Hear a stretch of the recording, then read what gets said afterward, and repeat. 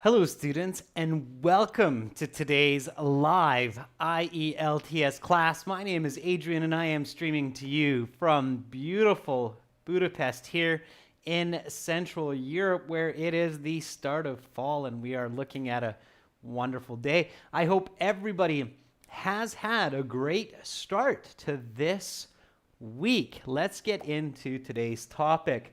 We are focusing on IELTS Speaking Part 1. Of course, it is the International English Language Testing System. And I will show you some strategies and we will practice for those high band scores. Now, of course, today is not the 4th. It is October the 8th. Our materials are coming from our websites. And these lessons are brought to you by aehelp.com for the academic version of the exam. Prepare with our materials there. And for the general, check us out at gieltshelp.com. On both of those websites, we do have 6 original practice exams, a fully interactive course, and we have over 100 hours of video lessons. Hi, Kamlesh. Good to see a member in the class. Those names that you see with green are our channel members. Hi, Saima. Hi, Josh Butter. What's up with you? I'm doing good. Rothan, Kushbu, Patel, Banu, Sarati, Raj, Rainiar, Tarun, White Dove. Good to see many students joining in. If you have not downloaded our app for academic IELTS yet, please do so. The shield looks like this. Search for academic IELTS help, and you can use our materials either from the app or from the website for the academic preparation of the IELTS. If you have questions, just send me an email about the exam, about our products. Adrian, my name, Adrian, at aehelp.com. I'm happy to help. Now, our schedule for October the 8th to the 12th is the following. Today, again, speaking part 1. Tomorrow, we start a task 2 with members, followed by reading. Then, of course, we have lots more great lessons for you. You can check those out on the YouTube community post, and the classes are 13:30 for members and 15 o'clock for everyone chat. Of course, everyone can watch these members chat classes. You just can't chat, if you're not a member. And that's according to Central European time, so CET time zone. Okay. Hi, Danish. Welcome back. I hope you're feeling much better now, getting over a cold. It is that time of the year. Students, let's get into it. Let's warm up our speaking muscles. So again, this is a speaking class, chatting, typing, thumb typing. That's all fantastic. But do practice your speaking. Say questions, sentences aloud. Repeat me. I speak with a clear West Coast Canadian accent. So again, speak and repeat. All right, those are very important steps for success in the speaking section. So you walk into your exam. Number 1, be confident, okay? You're not the first person that day likely. You're not the last person. You're probably not the best student. You're probably not the worst student or candidate for that examiner. So just be confident, be yourself, focus, okay? You're not going for a chit chat. You're going to show your English level. You paid good money. The examiner is there to do a job. Don't worry about what they look like or if they're coughing, sneezing, scratching their head, looking at you funny. Just focus on yourself. Be confident. And the examiner will welcome you. They'll ask you to sit down, and then they will ask you for the ID that you used during your registration. They will say, "May I see your identification?" What is a good answer for that? May I see your identification. Satisfying Time says, yes, absolutely. Here it is. Please have a look. It's really nice and natural, Satisfying Time. So Satisfying Time says, absolutely. Where was it? Let me see the exact words. Those were some good words, Satisfying Times. Yes, absolutely. That's how you started. That was good. So Satisfying Time says, yes, absolutely. Absolutely is definitely natural. A lot of native speakers use that. Yes, absolutely. Here it is. Please take a look.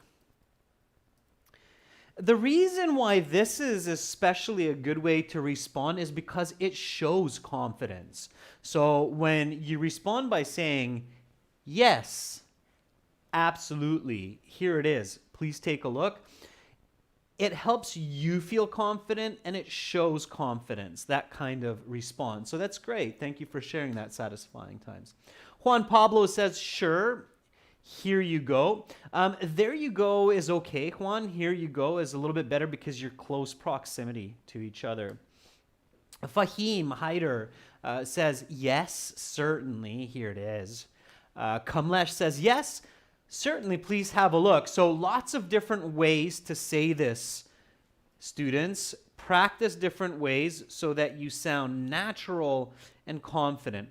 Now, when the examiner has your ID, they will match your name, your ID number, with their paper, okay? And their next question will always be, what is your full name? So give me a nice answer for this one. What is your full name? Saab says, my full name is Saab Chowli. Please just call me by my nickname, Saab. Okay. Your first name, Saab, and your nickname seem to be the same, Saab. So if it's maybe my pronunciation of it, then that's okay. But if it's the same name, just say, call me by my given name or first name. It's not your nickname, okay, if your actual name is Saab. And students, nickname is one word, okay? All right, Sheng Hung, good to see you in class. You're being very studious. That's fantastic. You will improve. Sheng Hung says, my name is Tsai Sheng Hung. Please just call me Hung. Very good. Okay. Amar Wadi says, my given name is Amar and my family name is Wadi. Please just call me Amar. Okay. Those are all some really nice ways to answer that. So my surname is Roosevelt.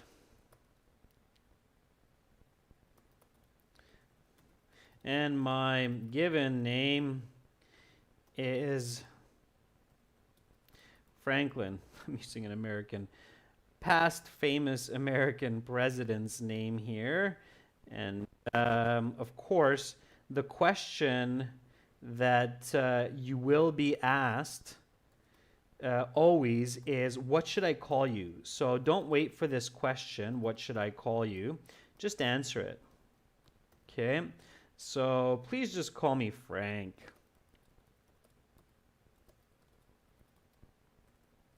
Of course, surname is another way to say family name, okay? So again, repeat after me. What is your full name? My surname is Roosevelt, and my given name is Franklin. Please just call me Frank. And by that, we've all just called ourselves one of the more famous American presidents. Okay, and then the next question, it's a common one, is where do you live? The examiner will ask you some questions to get to know you better, make you feel confident, comfortable, and some questions on a general topic. So a very common question for an icebreaker in the IELTS interview is, where do you live? Shashank Sharma says, I live in New Delhi, India, which is the capital of India. Shashank, it's okay. It's a little bit more accurate to say, I live in New Delhi, which is the capital of India. Okay, India is a little bit redundant there. Nishant has an exam tomorrow. Let's wish Nishant good luck. Nishant, good luck on your exam tomorrow. Okay. Awaz Aksmedov says, I live in the huge city called Navoy. In fact, it is the biggest city in Uzbekistan and in Central Asia. Really, I didn't know that. Navoy, Awaz, is the biggest city in Central Asia. All right. Curious what the population must be. Some other big cities in Central Asia. Rajan says, if I can find Rajan again, says, I reside in Mumbai city, which is a metropolitan city in the western part of India. Kamlesh, our member, says, I am permanently from Rajasthan, but currently I live here in Kadi city, which is not as big as Mehsana, even though my city, Kadi, is known as the cotton capital of Asia. All right, Kamlesh, not bad, good answer. Again, students, when you answer this question, where do you live? Often students are like, do you mean like my house or apartment, or do you mean my city? So a really clear way to answer this question is answer both of those. So I currently live in a 3-bedroom family home in the city of Budapest, which is the capital of Hungary, here in Central Europe. Okay, so one good way to answer this question of where do you live is express your actual residence, the shelter, where you live, and then also express the location of that shelter. Then it's very clear. It's like, oh, okay, that's where you live, and that place is in that place is in that place, right? So repeat after me. Where do you live? I currently live in a 3-bedroom family home in the city of Budapest, which is the capital of Hungary here in Central Europe. And you might even throw in something like, don't overspeak, but you might throw in something like it has Budapest has, because we already said Hungary, so Budapest has a population of roughly 3 million people. All right, so here comes my first question to you, viewers. Why is it especially good in the icebreakers to remind yourself or to remember throwing in vocabulary like 3-bedroom or 3 million people? So why might that be an especially good idea for your band score to go up? Okay. And Nora Collette is doing something similar. Nora is saying, I've been living in Tanta, that's my hometown, while my place of origin is Abu Dhabi. Tanta is considered the 5th largest populated area in Egypt with about 600,000 inhabitants. Okay. Yeah, Shanghung, very good. So Shanghung right away is cluing in that that's quantitative information. And Juan Pablo is saying quantitative vocabulary is good. Why? So why is it good? And a few of you got it, and that's fantastic. So why is quantitative vocabulary and information good? Okay, so this is what we're going to focus on today. I'm going to keep it simple. So focus, use quantitative as well as qualitative information in your answers. That's all we're going to do. If you remember doing this in your speaking, it's very likely that you will go up by a band score. Okay? Quantitative means using numbers to give clarity to qualitative information. Okay? It's objective. if I say 5 apples, if it's 5 apples, okay? 5 apples is 5 apples for me, it's 5 apples for you. 5 apples is 5 apples. Okay? Qualitative is using subjective words like many, beautiful, and because humans are emotional beings, we're very subjective beings, we love to use qualitative language. So that comes very naturally for us. Using qualitative language is very, very natural for us. It comes easily. We're not like robots. We're not like computers. So quantitative language is actually more difficult for us. So an example of that would be like many apples. And many apples would be like, well, how many apples?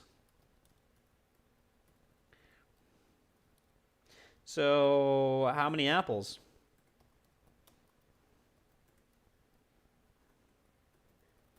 5. 50. 500. How many apples is many apples for you? I don't know. You got to tell me. If it's 5 apples, say 5 apples. I bought many apples. How many did you buy? 5. Okay? So include that into your conversation. Jigyasu Ratore says, my speaking is on Friday, and can't remember who it was, but somebody's is tomorrow. Yeah, use this kind of quantitative language to give clearer responses, to give clearer definitions to your ideas. So whenever you can, fit those in, okay? And in the icebreakers, when you remember this, it helps you to carry that forward into other parts of the speaking. Okay, here we go. One more icebreaker question before we get into the general part 1 questions. What do you do at weekends? Okay, what do you do at weekends? Jigyasu, plethora is also qualitative. All right, I can see many people had that answer preloaded. Here we go. Pachu says, I usually listen to music, watch movies, and visit my friend's house. Especially on Saturday, I went to visit my friend's house to watch movies like Forrest Gump. Okay, Pachu, not bad. Yeah. So on the weekend, throw it in there. You have the word Saturday. Maybe put Sunday in there as well.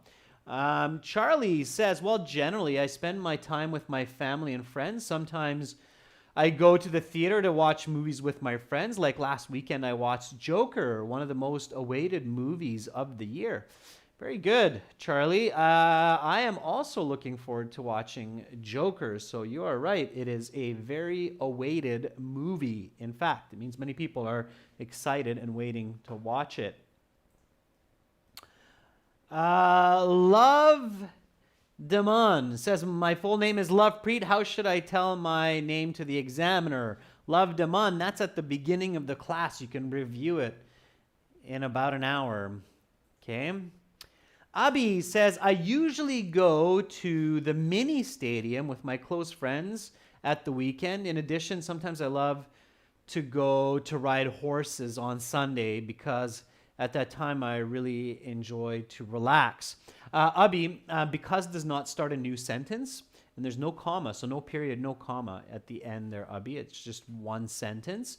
Because is usually used to join sentences. Abi, mini stadium. What is that? What is a mini stadium? Why do you go to a mini stadium? You need to be clear. So, Abi, I usually go to the mini stadium, which fits about 200 people, where local sports teams in the community play. I go there with my close friends, and we watch our other friends play sports, like cricket and football. Also, I like to ride horses on Sunday because that's when I really have time to relax and enjoy this activity. Abby, that is the better answer. Okay. All right. So on Saturdays, I like to go for walks in nature with my family. And on Sunday, I usually stay home, read a book, or watch a movie. I just saw The Secret Life of Pets 2 with my daughter yesterday. Okay, if yesterday was the weekend. So, there we go. What do you do at weekends? Repeat after me. On Saturdays, I like to go for walks in nature with my family. And on Sunday, I usually stay home, read a book, or watch a movie. I just saw The Secret Life of Pets 2 with my daughter yesterday. Okay, great. So again, notice how I'm taking the word weekend and I'm breaking it into Saturday and I'm breaking it into Sunday. And it is, again, a type of quantitative language because when we say Monday, Tuesday, Wednesday, Thursday, we know the specific day of the week. Okay, it's an identifier, so we can quantify that. All right. So giving clear, specific, detailed answers is one of the most important steps to getting those high band scores. Okay, students, let's go into these questions. So let's talk about your family. Okay, not my family, so don't say you. People do that. Talk about your family. So you have to use me, my, myself, okay? So remember, when the examiner says, let's talk about you, use me, my, myself, I, and not you or your, okay? All right. Here we go. Question number 1. Do you have sisters and brothers? If so, how many? Give me a nice answer for this one. Give me a nice answer for this one.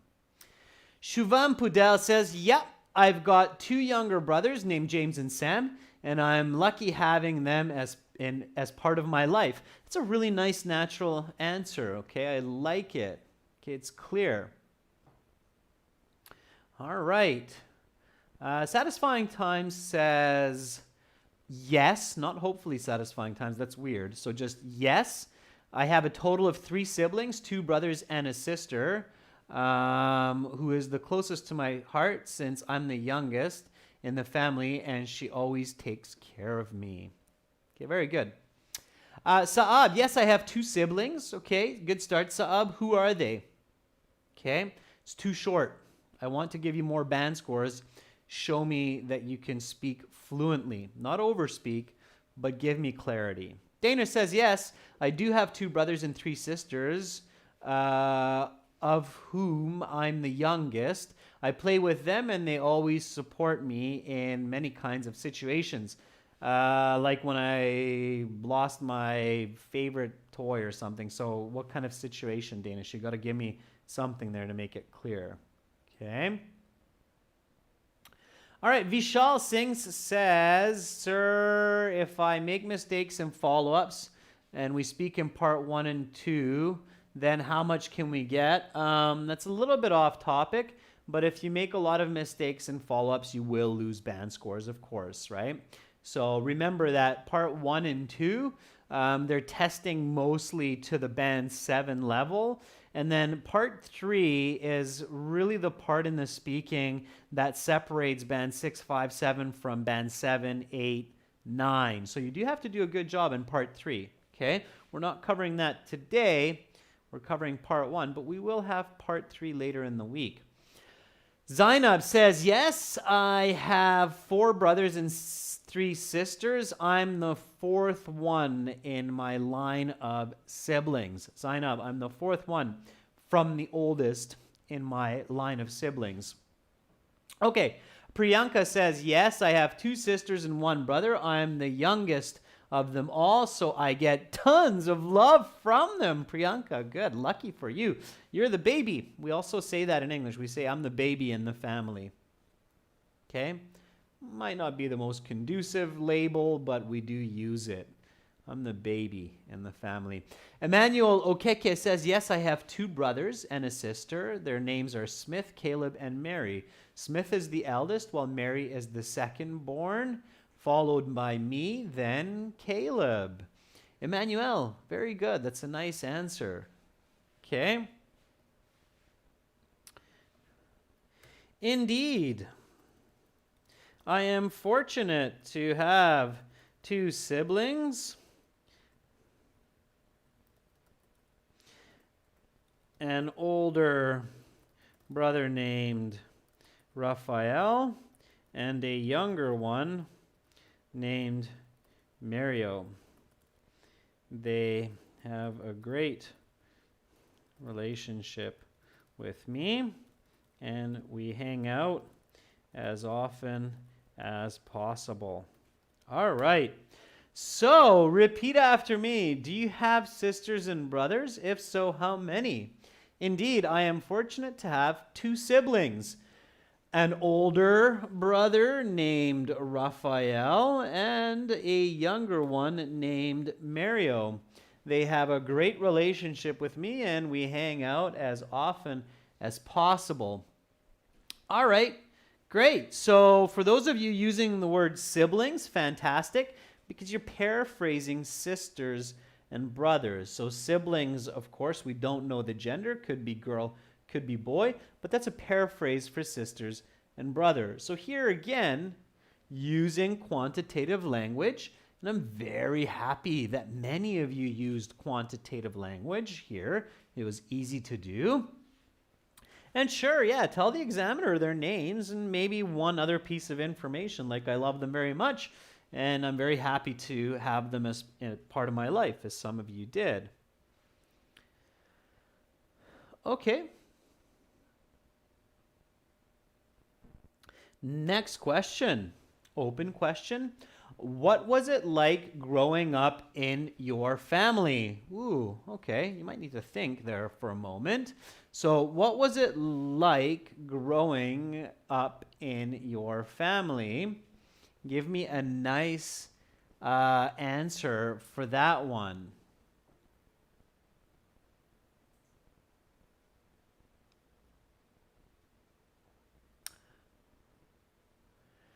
Okay, Juan Pablo says, I always had someone to share moments in my family because it's a big family, as I just mentioned. I can say that this was a positive aspect of my upbringing because it helped me develop my social skills. Juan Pablo, that's a really nice answer, okay? A couple of small corrections helped me with my social skills, helped me develop my social skills. And after a large one, Juan Pablo, I would again, because you just talked about how many brothers and sisters you have, I would say, as I just mentioned. Okay. Azvir Hussein says, being the elder one, it was always tough to take care of my younger brother during my childhood. And yeah, it gives me immense pleasure to have done this. And also, it has helped me to develop my leadership skills, right, Azvir? So, a little bit of correction there. Mario Luigi says, it has been a great time to grow up in my family, and I really appreciate them. I have learned a lot from both my parents and my siblings, especially to be kind to others and help when people need assistance. So, Mario, very good start. Give a little bit more. I love how you realize that this is a really good question to use the present perfect in your answer. Amit Kala said, I had a great time growing up in my family as I grew up with my extended family as well, including lots of cousins who played with me and took care of me. Amit, that's very nice. Okay, nice expressive information, accurate grammar. and you're using some good past tense there. All right, let's take one more. Nora Khaled, I am very fortunate to grow up in such a tight, typical family whose members always stayed in touch with each other through good and bad moments, and we supported each other. And this has nurtured me to become a strong individual. Nora Khaled, really nice answer as well. Okay, so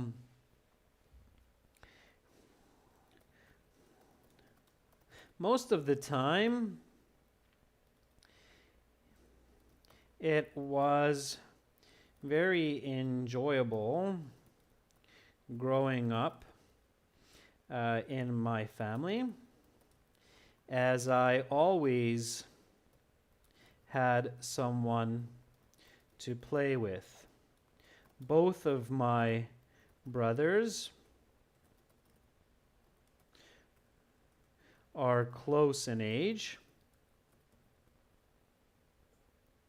so we were often very competitive with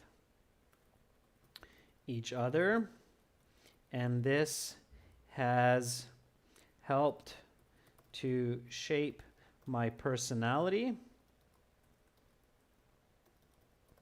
in becoming a driven and successful individual. I am grateful for having my parents and siblings as part of my life. Okay, so that's my answer.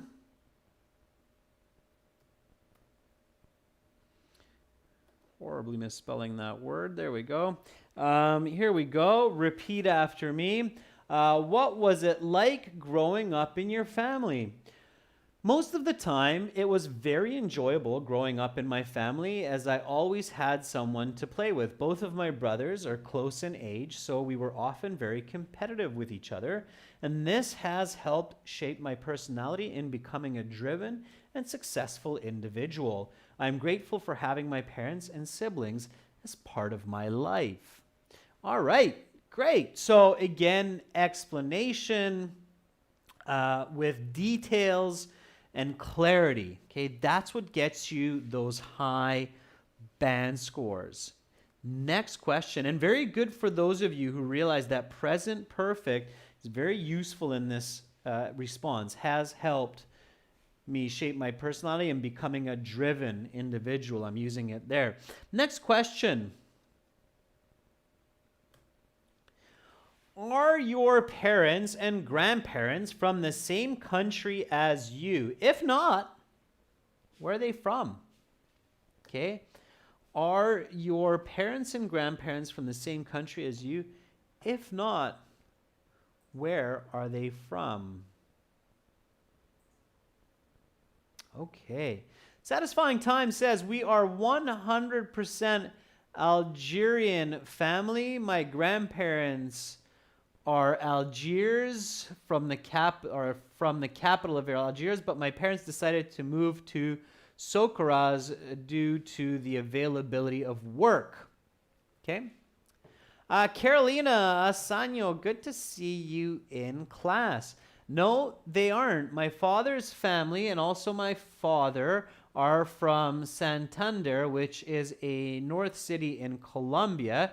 And my mother's family and my mother are from Cali, which is a south city in Colombia. Okay, Carolina. So good. Sounds like both of your parents are from Colombia. Are you living in a different country, Carolina? Because here we're talking about the same country, not the same city. Okay, careful. Don't confuse country with city. Otherwise, you will lose marks. All right? Okay. Shuvam Pudel says, yeah, my parents and grandparents are from the same country as I. They too were born in Nepal, and I am extremely lucky to have them as part of my life. They played a crucial role in shaping my personality. Very good, Shubham, and good for you to use what you're learning in class right away. Fantastic. Mario Luigi says, my grandparents are from the same country and have been living here for a long time. Also, my grandpa lived in other countries. So he loved, or my grandma, sorry, Luigi, Mario. Also, my grandma has visited other countries, so she loves her country. Mario, that last part with your grandma is a little bit unclear. You want to think about how to clarify that, okay? Zareen Tasneem says, my parents and grandparents are from a different country. Since my father is in the army, he ended up growing up in California, and they are from Las Vegas.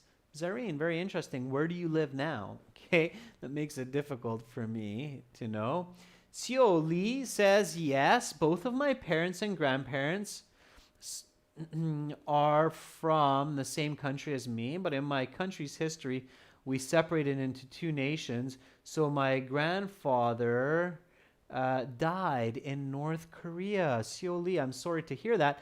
Yeah, that's very interesting, of course, right? So during their lifetime, borders changed, and so your father or your grandfather became North Korean, and your parents and you became South Korean. Very interesting. So yeah, that's history for you.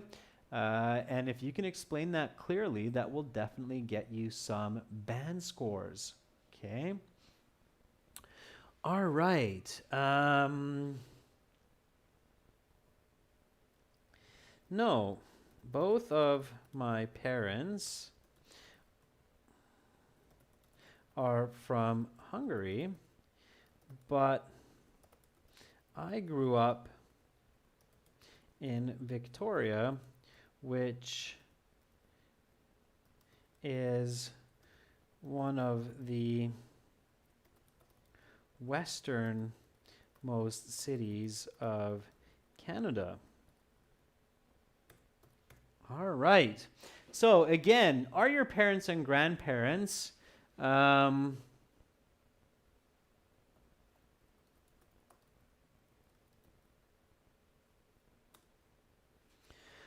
the same country as you? If not, where are they from?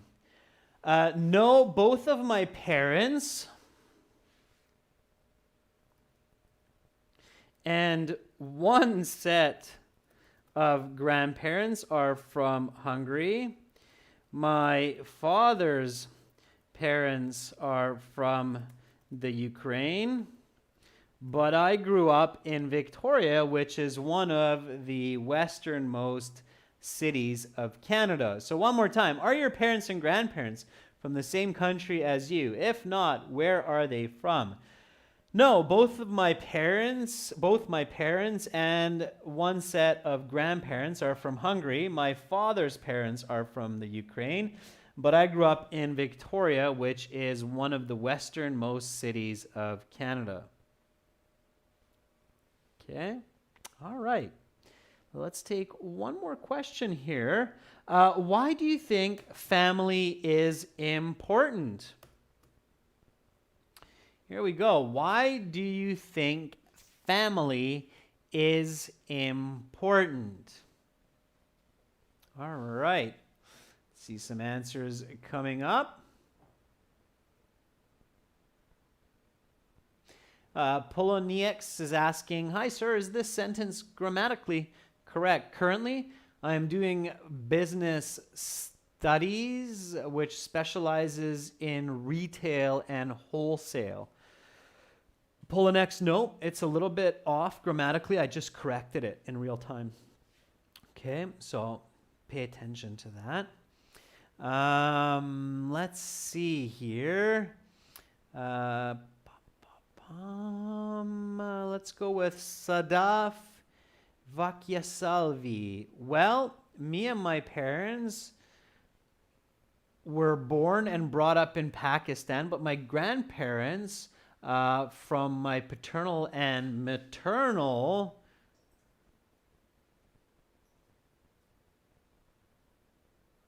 side migrated from India in the 1950s. Sadaf, that's pretty good. Okay, it's pretty good. If all your grandparents came from India, then you don't need to say my paternal and maternal side. Just say all of my grandparents. Samara Brown says, family is important because it provides love, support, and a framework of values for each of its members. Family members teach each other, serve one another, and share life's joys and sorrows. Samara, that is a textbook answer. Literally, it looks like we read that out of a textbook. Why is family important? It's a very good answer. Samara, I might actually give a slight example to boost my band score. So something like family is important because it provides love, support, and a framework of values for each of its members. My father has taught me to be honest, and my mother has taught me to be hardworking. Family members teach each other, and they serve one another. In fact, I needed help with my final exams just last week, and my brothers helped me to study. Okay, so something like that. I would bring it a little bit more into the real world, Samara. Otherwise, it sounds like you're reading from a dictionary. But it is a good answer. Okay. Shuvam Pudel says, family is important because it provides love, support, and a framework of values to each of its members. Suvam, it's starting to sound like those answers are coming out of a quick Google job. If you're Googling, just remember the examiner will catch it just like I do. Okay. Nora says, family is a precious environment in everyone's life, even among animals, because this creates strong bonds, which creates an environment where people feel safe and confident to express themselves. Nora, that's what you're trying to say there. Okay.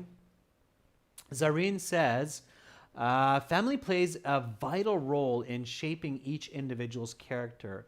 I share a very deep bond with my parents, and I believe that today, whatever milestones I have achieved is because of their guidance. Zareen, that is a beautiful answer. I adjusted a little bit the language and replaced a couple of words. Bind 10 says, well, family is vital. Vital is a good word, students, because vital means important for life. We don't say very vital because it's either very important or vital. Vital means very important, so don't use very vital. It's weird. Bind 10 says, well, family is vital for both society and the individual. It is the only relationship we have that is always ready to support, love, and care for us. We put our family first before anyone else. Okay, very good. So, yeah, family is vital both for an individual, for each individual, and society as a whole. Indeed, family is the foundation of society. It is critical to develop respect, love, and ethics towards those we love and our fellow man. I'm certain that my positive traits of hard work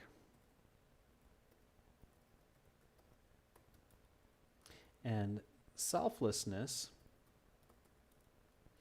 have been instilled in me by my parents, uncles, I don't have any aunts, and grandparents. All right, here we go. Repeat after me. Why do you think family is important? Family is vital both for each individual and society as a whole. Indeed, family is the foundation of society. It is critical to develop respect, love, and ethics towards those we love and our fellow man. I'm certain that my positive traits of hard work and selflessness have been instilled in me by my parents, uncles, and grandparents. Okay, students, some beautiful answers today. Remember to use those quantitative numbers to express your ideas clear. Be specific. Give examples, give deep explanations so you can get those high band scores. We just released over the last week 2 full HD speaking interview videos. One is with a candidate from India who would score a band 9 for his performance on the IELTS speaking interview. The other one is one we just released yesterday with an Italian gentleman who would score a band 8. Watch those videos and notice how much detail and quantitative language they give in their responses in part 1, 2, and 3. Okay, that's all for today, ladies and gents. You've done a fantastic job. Tomorrow, I will start with task 2 for members at 13:30, followed by a reading passage, techniques, questions, and strategies for everyone at this time. Again, remember, students, for 6 original practice exams, a fully interactive course, and over 100 hours of video lessons, including lots of HD videos, visit and join us at aehelp.com for academic IELTS. That website looks like this.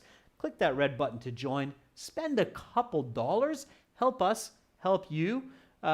Spending money on structured quality materials is a good investment, especially with an exam that's so important like IELTS, which is expensive as well. General version, check us out at gieltshelp.com. Green background. Click that red button to join. Fully responsive, ultra modern, always adding new content and material to our websites. If you ever have questions, you can email me. That's it for today. I hope to see all of you tomorrow. If it's late in your country, sweet dreams, get a good rest, start tomorrow fresh and full of positive energy. Bye for now. Much love.